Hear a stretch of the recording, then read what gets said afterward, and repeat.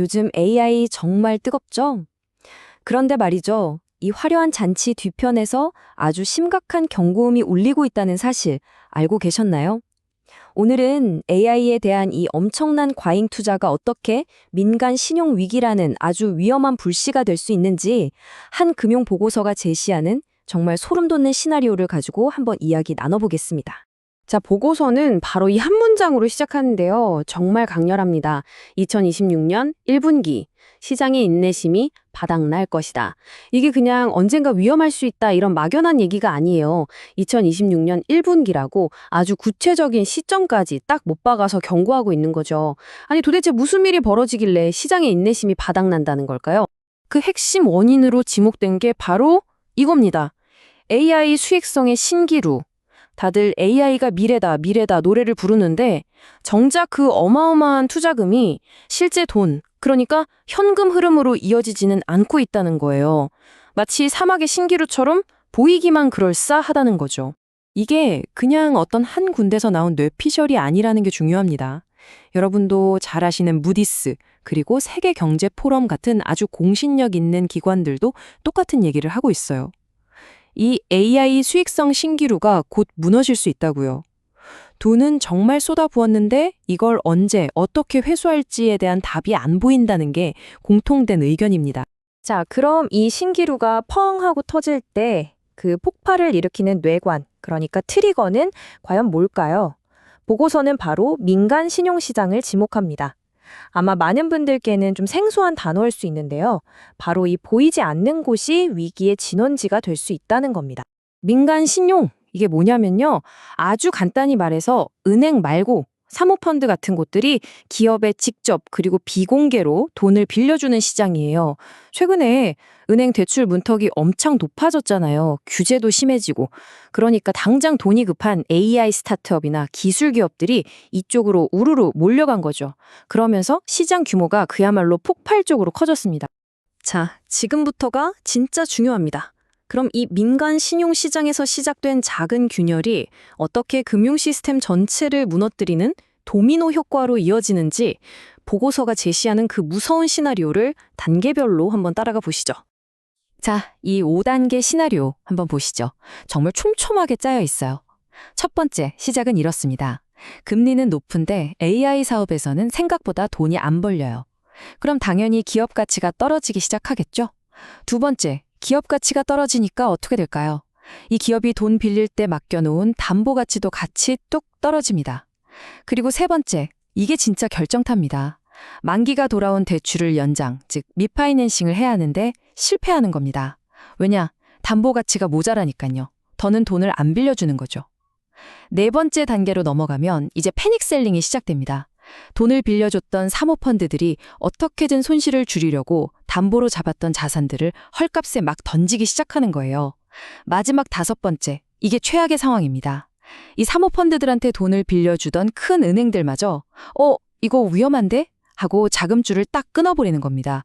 그러면 시장 전체의 돈이 마르면서 그야말로 신용경색, 즉 크런치가 오는 거죠. 와, 정말 숨막히는 연쇄 반응입니다. 이게 그냥 상상 속의 이야기가 아니라는 걸 보여주는 첫 번째 증거로 넷플릭스가 등장합니다. 넷플릭스가 최근에 갑자기 자사주 매입을 싹 중단했어요. 표면적으로는 다른 회사 인수자금 때문이라고 했지만 시장은 그렇게 순진하게 보지 않는 거죠. 이걸 어떻게 해석하냐면 넷플릭스 현금 흐름이 안 좋아져서 허리띠 졸라매는구나 이렇게 보는 겁니다. 당장 주주들한테 돌려줄 돈부터 아낀다는 건데 이게 다른 빅테크 기업들로 번질 수 있는 아주 중요한 위험 신호라는 분석입니다. 두 번째 사례는 오라클인데 이건 숫자가 너무 명확해서 변명의 여지가 없습니다. 보세요. AI 인프라, 그러니까 데이터 센터 짓고 GPU 사는데 돈을 어마어마하게 쏟아부었는데 정작 클라우드 서비스로 벌어들인 돈이 그 비용을 따라가지 못하는 겁니다. 그래서 결국 1,000억 달러, 우리 돈으로 13조 원이 넘는 현금 흐름 적자를 기록했어요. 보고서는 이걸 투자 대비 수익의 불일치가 실제로 숫자로 드러난 첫 번째 명백한 증거라고 콕 집어서 얘기합니다. 자, 그런데 이게 넷플릭스나 오라클만의 문제가 아니라는 게 더 큰 문제입니다. 시장을 좀 더 넓게 보면 이미 곳곳에서 위험 신호가 깜빡이고 있어요. 말 그대로 도미노가 이미 살짝 흔들리고 있다는 증거들이 나오고 있는 거죠. 여기서 정말 기가 막힌 데이터가 하나 나옵니다. 소위 스마트 머니라고 불리는 사람들 있죠. 회사 내부 정보에 밝은 경영진 같은 사람들. 이 사람들은 지금 역사상 가장 빠른 속도로 자기 회사 주식을 팔아치우고 있어요. 그런데 정반대편에서는 무슨 일이 벌어지고 있을까요? 개인 투자자들은 사상 최대 규모로 빚, 즉 마진을 내서 주식을 사고 있습니다. 이건 전형적인 시장 꼭대기 신호입니다. 누구는 도망치고 있고 누구는 불 속으로 뛰어들고 있는 거죠. 근데 진짜 심각한 건 따로 있습니다. 만에 하나 시장이 무너질 때 이걸 받쳐줄 안전망이 사실상 없다는 거예요. 쉽게 말해 시장을 방어할 총알이 바닥났다는 얘기입니다. 바로 이 숫자, 2% 미만. 이게 지금 뭘 의미하냐면요. 뮤추얼 펀드들이 가지고 있는 현금 비중이에요.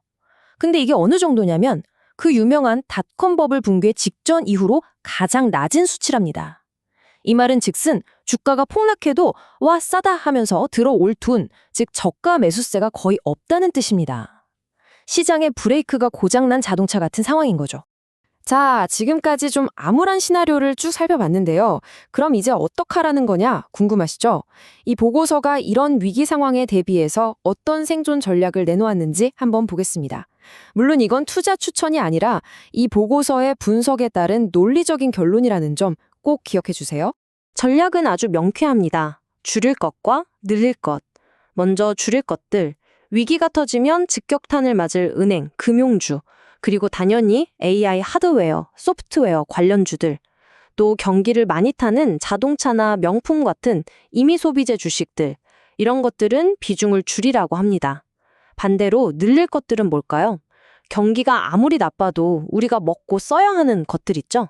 필수 소비재나 헬스케어 같은 방어주, 그리고 위기 때마다 빛을 발하는 금이나 미국 국채 같은 안전자산이요. 그런데 이 모든 것들보다 훨씬 더 중요하게 강조하는 게 딱 하나 있습니다. 그건 바로 전략적 현금을 확보하라는 겁니다. 보고서는 이걸 20의 법칙이라고 부릅니다. 아주 간단해요. 내 전체 포트폴리오에서 최소 20%는 무조건 현금으로 들고 있으라는 겁니다. 이 현금이 왜 중요하냐면 그냥 하락장에서 내 자산을 지키는 수비수가 아니에요. 만약에 진짜 폭락이 왔을 때 초우량 자산을 말도 안 되는 헐값에 주워 담을 수 있는 유일하고도 가장 강력한 공격 무기가 된다고 강조합니다. 자, 오늘 저희가 함께 살펴본 이 시나리오는 AI라는 화려한 파티 이면에 도사리고 있는 아주 현실적인 위험에 대한 이야기였습니다. 결국 모든 이야기는 이 마지막 질문 하나로 모아집니다. 만약 이 시나리오가 현실이 된다면 그 폭락은 모두에게 닥치는 끔찍한 재앙일까요? 아니면 충분한 현금을 준비하고 그 순간을 기다려온 누군가에게는 인생을 바꿀 단 한 번의 기회가 될까요? 판단은 결국 여러분 각자의 몫이겠죠?